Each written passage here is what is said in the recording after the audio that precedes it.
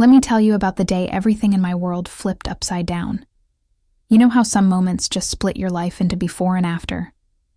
That was the reading of my grandfather's will for me. I had always been close with Grandpa Howard.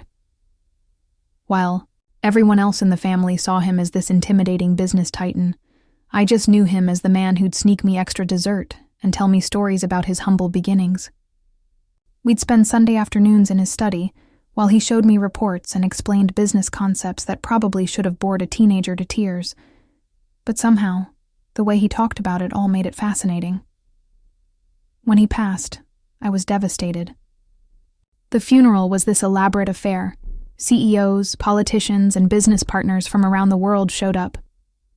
My mother, Elizabeth, handled everything with her usual perfect composure, not a hair out of place even while grieving. My stepfather, Ethan, stood by her side, already wearing what I'd later recognize as his company president face. None of us were prepared for what happened in that wood-paneled attorney's office 3 days later. Mr. Drummond, Grandpa's attorney for over 40 years, adjusted his glasses and cleared his throat before dropping the bombshell. The entirety of Howard Mitchell Enterprises, all associated holdings, properties, and liquid assets totaling approximately $150 million, are hereby left to my granddaughter, Mary Elizabeth Mitchell. You could have heard a pin drop. I felt like someone had punched me in the stomach. Me? Running a multi-million-dollar corporation? I was 24 with a business degree I'd barely started using. My mother's face went from shock to something darker I'd never seen before.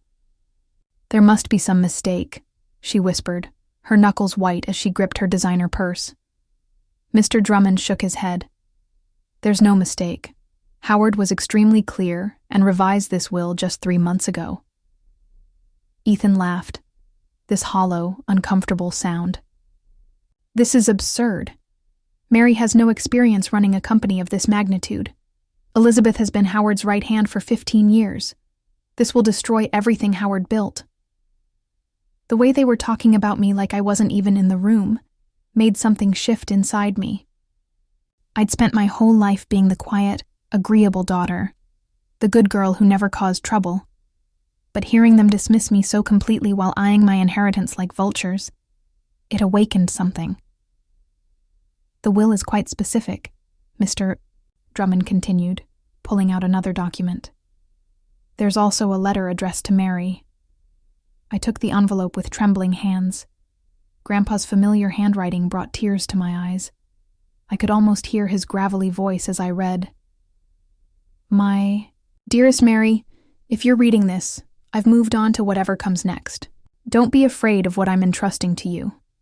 I've watched you grow, listened to your ideas, seen your compassion and intelligence.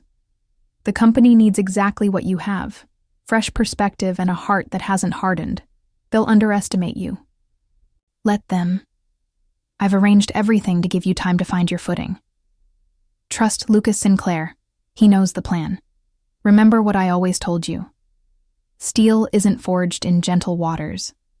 I love you, kiddo. Make it yours."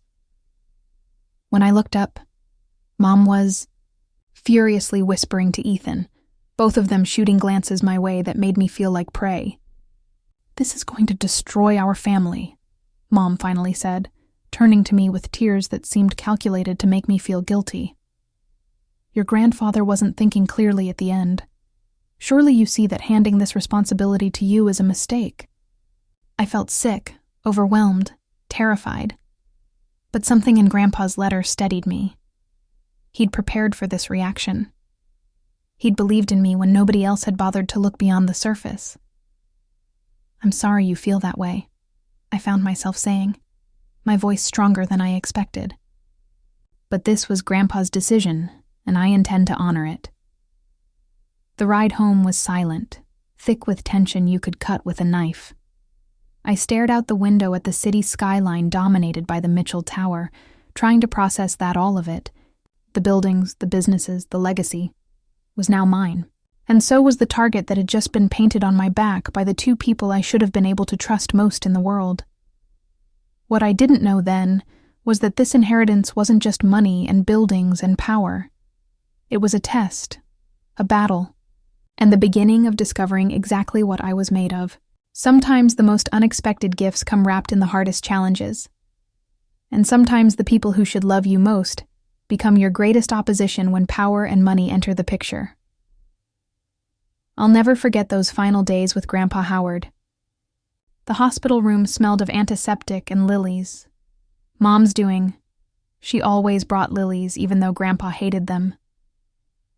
"To funeral," he'd mutter when she wasn't listening, which always made me smile despite the circumstances. It was during one of those rare moments when we were alone that he grabbed my hand with surprising strength for someone so ill. His eyes, though clouded with pain, locked onto mine with intense clarity. "Mary," he whispered, "you're listening, really listening, not just waiting for your turn to talk. That's rare." He coughed, and I helped him sip some water. "Your mother and Ethan, they hear dollar signs, not people. The company needs a heart as well as a head." I thought he was just being sentimental, maybe a little delirious from the medication. "Grandpa, Mom's been working with you forever. She knows the business inside and out." His laugh turned into another cough. "Knows it? Yes. Loves it? No. Elizabeth sees the power, not the purpose." He squeezed my hand. "You see people, Mary. You always have." I didn't understand the weight of that conversation until Mr. Drummond handed me a thick folder after the will reading. "Your grandfather prepared this for you. It contains everything you need to know." That night, alone in my apartment, I spread the contents across my living room floor. There were legal documents, company financials, and a detailed dossier on every board member, complete with their voting histories, personal connections, and what Grandpa called their pressure points. He'd been planning this for years, not months. Most shocking was a USB drive containing security footage from boardroom meetings I wasn't supposed to know about. Meetings where my mother and Ethan had systematically undermined Grandpa's initiatives to make the company more environmentally responsible and employee-friendly. I watched in horror as they plotted to sell off the company's most innovative division because, as Ethan put it, bleeding hearts don't fatten bottom lines. There was also a letter of introduction to Lucas Sinclair, Grandpa's closest friend and business ally for 30 years. "Lucas knows where all the bodies are buried," Grandpa wrote with his typical dark humor. "More importantly, he knows which bridges are worth burning and which ones need reinforcing." The doorbell rang, startling me out of my shock. When I opened I found a distinguished older gentleman with kind eyes and a no-nonsense expression. "Mary Mitchell, I'm Lucas Sinclair. Howard asked me to give you 48 hours to process everything before I showed up. Knowing Elizabeth, we don't have much time to prepare." He wasn't wrong. My phone had been blowing up with increasingly hostile messages from Mom. The last one simply read, "This isn't over. Family dinner tomorrow. We'll discuss transition plans." Lucas snorted when I showed him. Translation: ambush. They'll have their lawyers present, disguised as dinner guests. We worked through the night, Lucas patiently explaining the power dynamics at play and the protection mechanisms Grandpa had built in. The will can't be contested. Howard made sure of that, but they'll try to manipulate you into voluntarily signing over control. Why would Grandpa put me in this position? I asked around 3 a.m., my eyes burning from reading contracts. Why not just hire someone qualified? Lucas looked at me with something between compassion and amusement. Because Howard didn't build this company to be just another soulless corporation. He built it with purpose. You're not just qualified on paper, Mary. You're qualified in ways that matter more. He showed me articles about my volunteer work that I didn't even know had been published, notes from conversations with my business professors, even a detailed analysis of a case study solution I'd submitted in my final year. Howard saw potential in you that you haven't even recognized in yourself yet. Morning came with a strategy and an unlikely sense of determination building in my chest. Lucas and I rehearsed responses to every manipulation tactic we could anticipate. We prepared documents of my own and arranged for trusted legal counsel to be on standby. "Remember," Lucas said as he left, "they're expecting a pushover." They're expecting you to crumble under pressure because that's what you've always done in family conflicts. Your greatest advantage is that they don't really know you at all. I spent the afternoon in Grandpa's study, running my fingers over the books he'd collected, the photos of company milestones. One caught my eye, Grandpa shaking hands with a young woman outside a newly constructed building. I recognized my mother, looking proud and determined. What had happened to that young woman? When had ambition twisted into something ugly? I wondered if power corrupts everyone eventually, if I was doomed to the same transformation. As if answering my thoughts, my phone pinged with an email from an address I didn't recognize. The subject line read simply, "From Howard, open when you doubt." Inside was a video file, Grandpa, clearly recording this in his final days. "Mary, if you're watching this, you're questioning everything. Good. Question it all, especially yourself. That's how you stay human in a world that rewards becoming a monster. I'm not leaving you this company because you're perfect. I'm leaving it to you because you know you're not." By the time I arrived at the family mansion for dinner, something had shifted inside me. This wasn't just about money or power or even family loyalty. It was about honoring a vision bigger than all of us, and maybe finding out who I really was when everything was on the line. I straightened my shoulders and rang the doorbell, ready to face whatever came next. The house I'd grown up in suddenly felt like enemy territory, and in many ways, it was. Wow. If I thought the will reading was tense, that family dinner was like walking into a perfectly choreographed ambush. Mom had pulled out all the stops. Her famous roast, the good china, even Dad's favorite whiskey displayed prominently, though he'd been gone for 12 years. Classic emotional manipulation, setting the stage for the "we're still family" speech. I wasn't surprised to find 3 old family friends at the table, all lawyers from the firm that represented my mother's interests, not the company's. What did surprise me was my cousin Jake's presence. We'd been close as kids, but he'd been working in our Tokyo office for years. His uncomfortable smile told me everything I needed to know. He was another chess piece moved into position. "Mary, darling," Mom said, kissing my cheek with lips that never touched my skin. "We're all just devastated about this misunderstanding. But we'll sort it out tonight, as a family." Ethan pulled out my chair with exaggerated courtesy.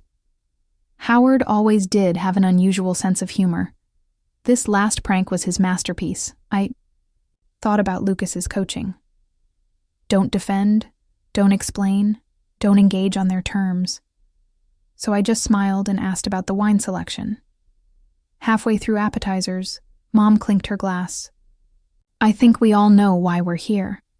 Mary has found herself in an impossible position, and as her family, we need to help her navigate it."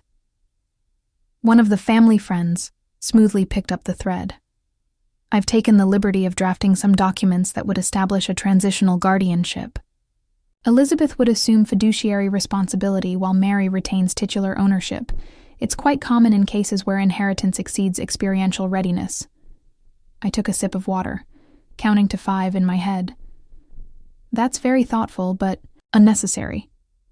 Grandpa left extensive guidance that I'm following. "Guidance is an experience," Ethan cut in. "The board meeting is in 3 days. You can't possibly be prepared to address their concerns." Mom reached for my hand across the table. "Darling, you've always been so bright, but this is different. This is cutthroat business with people who've been playing the game since before you were born." The condescension in her voice made something snap inside me. "Like you and Ethan have been playing? Deliberately tanking the renewable energy division's numbers to justify selling it off for parts? Or maybe you mean the shell company Ethan created, to siphon development funds?" The room went silent. Jake's fork clattered against his plate. Mom's face hardened into something I barely recognized. "I don't know what conspiracy theories that old fool filled your head with." "That old fool was your father," I interrupted, surprising even myself. "And he kept meticulous records." Ethan's laugh was cold. "Records of what, exactly? Business? Decisions made for the company's benefit by people who actually understand the industry?" I met his gaze steadily. Records I've already shared with the FBI's Financial Crimes Division, actually, just as a precaution. That was a bluff, one Lucas had suggested. The papers were prepared but not filed. The threat, however, landed exactly as intended. Ethan's face went from red to white in seconds. The night deteriorated rapidly from there. The veneer of family concern shattered into naked hostility. Mom delivered her final blow as I was leaving. "You have until tomorrow to sign the transfer documents, or you'll find yourself without a home or access to any family resources." I turned in the doorway. "I don't live here anymore, Mom. I haven't for years." "Your condo is company property," she spat back. "As is your car, your health insurance, even that ridiculous nonprofit job you think makes you special." One call. "Mary, that's all it takes to strip it all away." I felt like I'd been slapped, but kept my voice steady. "Then make the call." By morning, my key cards didn't work at either the office or my condo. My company credit cards were canceled, and an email from HR informed me my position at the Mitchell Foundation had been restructured. I was sitting on a park bench, surrounded by hastily packed suitcases, when Lucas found me. "That was faster than we expected," he said, sitting beside me. "They're scared. That's good." "Good?" I laughed bitterly. "I'm homeless, jobless, and apparently about to be publicly disowned. My mother is giving an exclusive interview this afternoon about her concerns for my mental well-being." Lucas handed me a coffee and a key. "Your grandfather bought an apartment under a holding company name. It's yours whenever you need to disappear. As for the rest, we knew they'd go nuclear. That's why we have Plan B."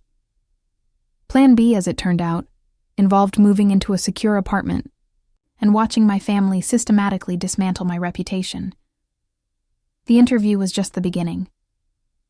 Suddenly, childhood friends were giving quotes about my wild phases, completely fabricated. Former professors mysteriously recalled academic struggles. I'd graduated with honors. The worst came 3 days later. The Financial Journal that had once featured Grandpa on its cover now ran the headline, "Mitchell Empire at Risk. Inexperienced heiress threatens legacy." The article quoted anonymous board members expressing grave concerns about my fitness to lead. That night, unable to sleep, I wandered to the windows overlooking the city. The Mitchell Tower was lit up against the skyline, a beacon my grandfather had built from nothing. Now it felt like a lighthouse warning of dangerous shores ahead. My phone pinged with a text from an unknown number. "Still think you can handle this?" I knew it was Ethan. Instead of responding, I opened my grandfather's letter again. "Steel isn't forged in gentle waters." I finally understood what he meant. They thought they were breaking me. Instead, they were tempering me for the fight ahead. I texted Lucas, "I'm ready for Plan C." What they didn't know, what Grandpa had understood, was that sometimes the people we underestimate are the most dangerous opponents of all. And I was just getting started. I've got to tell you, there's something surreal about seeing your own face plastered across financial news outlets with headlines questioning your sanity. The week after I refused to sign over control became a masterclass in character assassination. Every morning brought fresh concerns about my capability, my experience, even my personal life. The tabloids were having a field day with manufactured stories about wild parties. I'd supposedly thrown in college. I was actually working double shifts to fund my independent research, and invented relationships with controversial figures. One particularly creative piece suggested I had joined a cult during a semester abroad. Funny, considering I'd never left the country for my studies. "They're getting desperate," Lucas observed as we reviewed the morning's headlines over coffee in our makeshift command center. A secure apartment filled with computers, legal, documents, and takeout containers. But it's working. The stock dropped 12 points yesterday. That was the real danger. While the personal attacks stung, the strategic manipulation of company perception was the true threat. Every negative story sent investors into panic mode, which was exactly what Mom and Ethan wanted. The board meeting was days away, and they needed the company to appear in crisis, a crisis only their experienced leadership could solve. The anonymous sources are all from the PR firm Ethan hired last month, said May, a brilliant analyst who'd been loyal to my grandfather and had quietly joined our side. She slid a document across the table. They've spent over $2 million on this campaign. Money well spent from their perspective, Lucas grimaced. 3 more board members have expressed concerns about the transition. That puts the vote at 7-5 against you currently. I felt that familiar knot of anxiety tightening. So we've lost before we even get to make our case. Not necessarily. A new voice joined our conversation as Rebecca Chen, the company's former head of legal operations, walked in. She'd been retired by Ethan 3 months earlier. Now I understood why. The board bylaws have an interesting clause your grandfather inserted 15 years ago, she explained, pulling out a highlighted document. Any vote regarding leadership change can be challenged if there's evidence of market manipulation or corporate sabotage, which is exactly what they're doing, I realized. Proving it is another matter, Lucas cautioned. They've been careful to keep their fingerprints off the worst of it. That night, I couldn't sleep again. I sat cross-legged on my bed, surrounded by company reports, trying to see connections. Something about the timing wasn't adding up. Why make this move now? Grandpa had been sick for over a year. They must have suspected he might leave me something significant. I pulled out the quarterly reports, scanning for anomalies. Around 3 a.m. I found it, buried in the acquisitions section. Mitchell Enterprises had quietly purchased a controlling interest in Vertex Technologies, a smaller firm developing revolutionary clean energy storage systems. The acquisition had been completed just weeks before Grandpa's death, overseen personally by him, and kept surprisingly quiet. He Googled Vertex and almost dropped my phone. Their battery technology had just passed final testing phases. It was potentially worth billions. My hands trembled as I texted Lucas. I know why they're in such a hurry. By morning, our small team had confirmed my suspicion. Ethan had negotiated a side deal with our biggest competitor to sell off Vertex as soon as he gained control, for a fraction of its worth, and with a substantial consulting fee directed to an offshore account with his name on it. This is it, Rebecca said, her eyes gleaming with the thrill of the hunt. This is our leverage. But we still needed proof that connected Ethan directly to the media smear campaign. The board might overlook his planned sell-off as business strategy, but market manipulation was a clear violation of their fiduciary duty. The break came from an unexpected source. My cousin Jake called from a burner phone, his voice tight with strain. I can't be part of this anymore. Check your encrypted email in 10 minutes. The email contained internal communications, showing Ethan had personally drafted the talking points being fed to journalists, along with a list of friendly reporters who'd been offered exclusive access and, in some cases, direct payments for Psy. Negative stories. Most damning was an email to the board chairman. The girl will crumble under pressure. Just make sure everyone's present for the vote. I'll handle the optics. By this time next week, Mitchell Enterprises returns to competent hands, and that Vertex headache Howard created goes away quietly.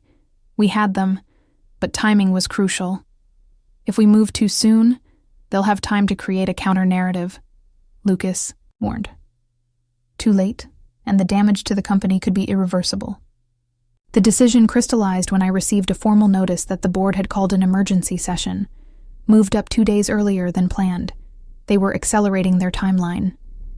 Then so do we, I said with newfound determination. It's time for the shareholders to hear directly from the new owner of Mitchell Enterprises.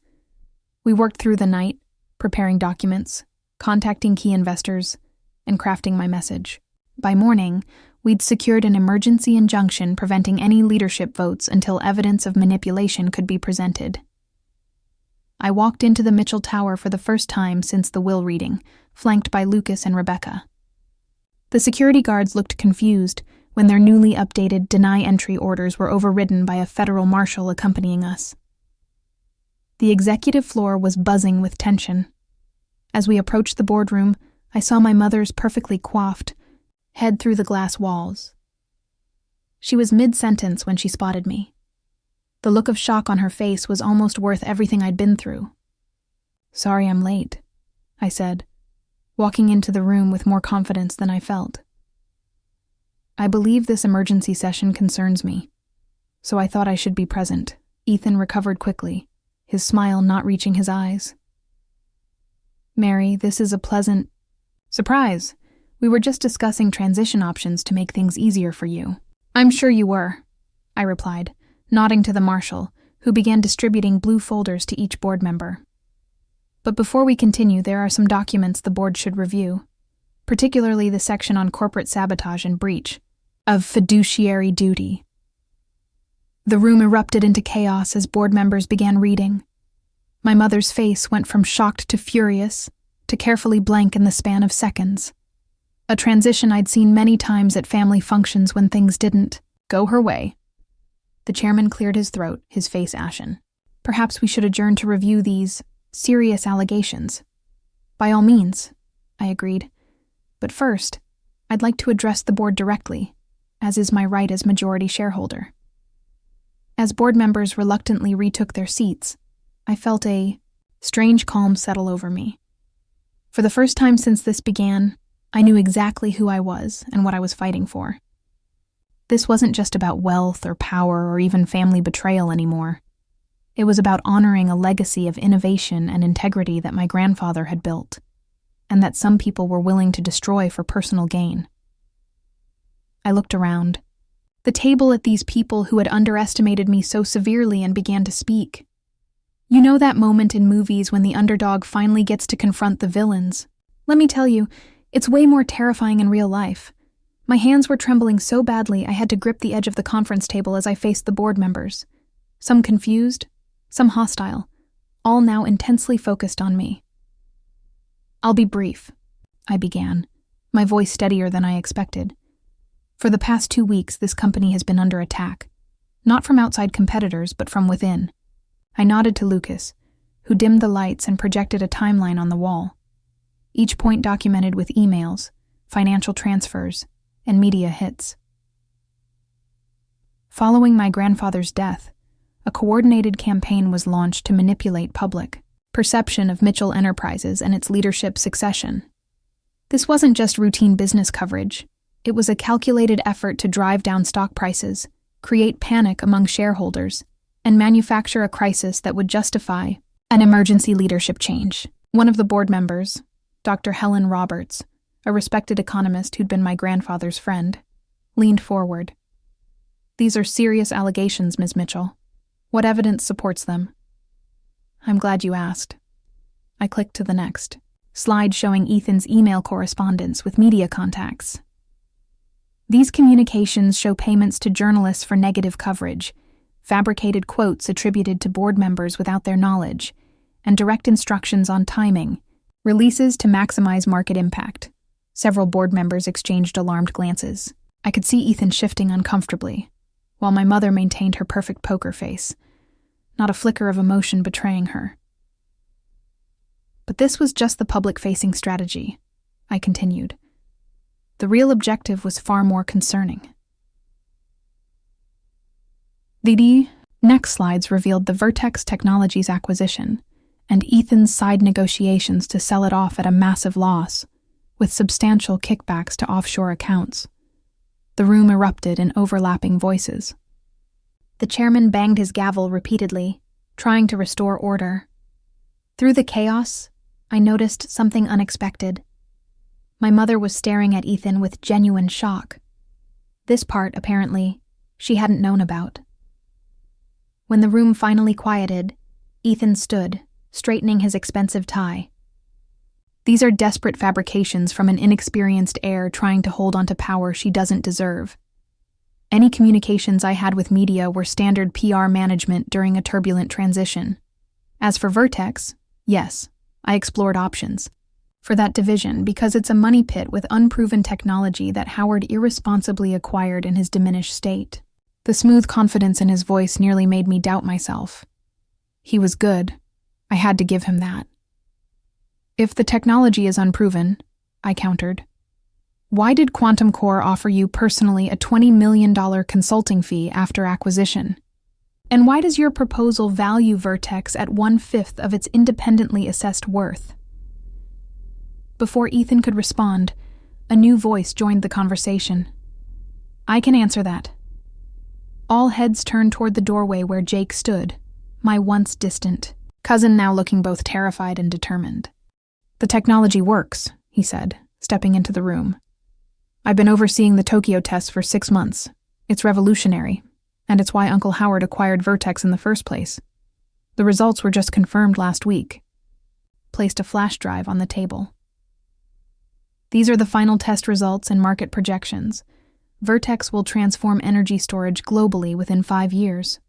Uncle Howard knew it, and so does Ethan.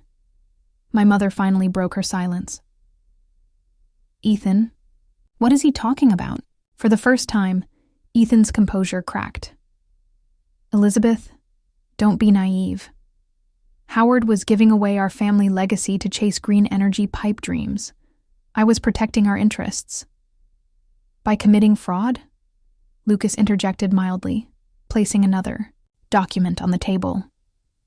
This is a forensic analysis of the financial transfers between your shell company and Quantum Core's subsidiaries.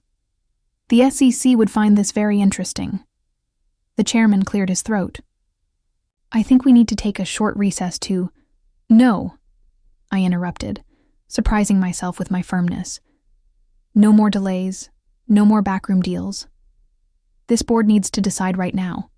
Will you honor my grandfather's legally binding wishes and recognize me as CEO, or will you be complicit in corporate theft and market manipulation? I looked each member in the eye. Before you vote, remember that everything presented today has already been documented and secured with regulatory authorities. This isn't going away regardless of your decision today. The room fell silent. Then Dr. Roberts spoke up.